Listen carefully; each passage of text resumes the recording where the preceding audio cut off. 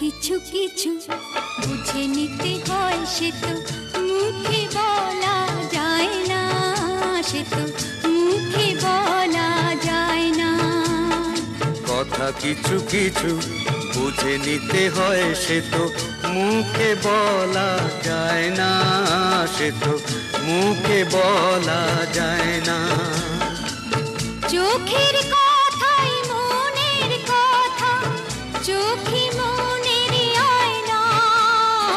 কথা কিছু কিছু বুঝে নিতে হয়, সে তো মুখে বলা যায় না, সে তো মুখে বলা যায় না।